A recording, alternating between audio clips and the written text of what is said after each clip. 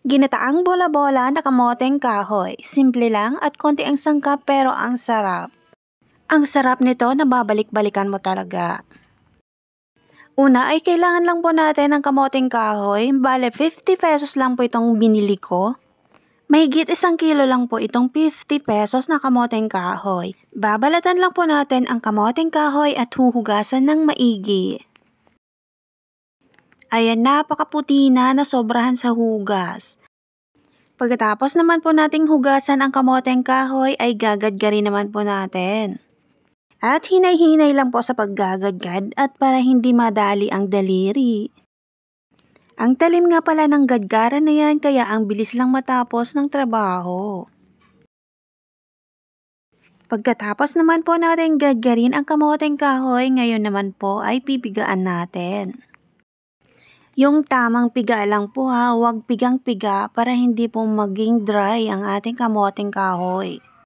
Kapag nasobrahan po kasi ito sa piga, matigas na po, parang dry yung parang tipong gagawa ka na ng putong kamoteng kahoy. Hahatiin ko po ang pinigaan at ginadgad na kamoteng kahoy dahil gagawa po ako ng 2 kulay. Nilagyan ko lang po yan ng kaunting asin para malinamnam. At naglagay po ako ng 2 food color, green at saka violet. Para maganda lang tingnan, buhay na buhay yung ating bola-bola. Haluin ng maigi hanggang sa kumapit ang food color.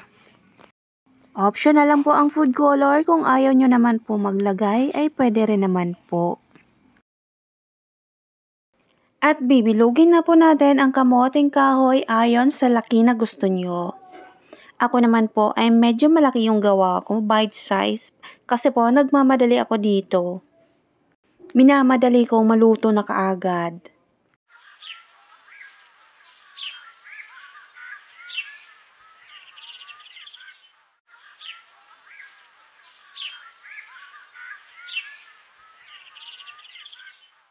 Ayan, buhay na buhay yung ating bola-bolang kamoteng kahoy. Kailangan lang po natin dito ng gata. Dapat po pala 2 gata ang binili ko kasi kulang talaga pag isa lang.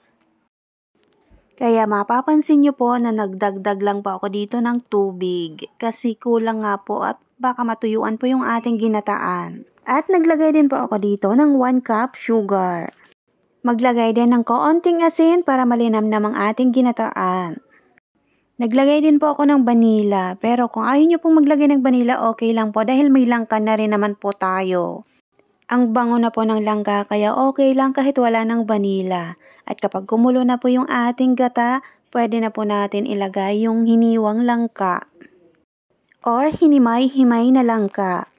Konting langka nga lang po itong nailagay ko dahil napakamahal din po ng langka ngayon.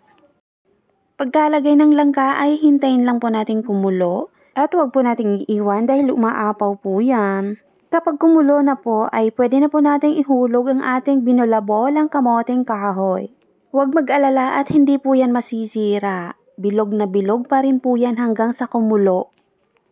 At hayaan lang po natin kumulo hanggang sa maluto. Hindi ko na po ito inorasan. Tinansya ko lang po talaga at chinek ko kung luto na. Pwede naman po kayong kumuha ng 1 peraso at i-check kung luto na yung ating bola-bola.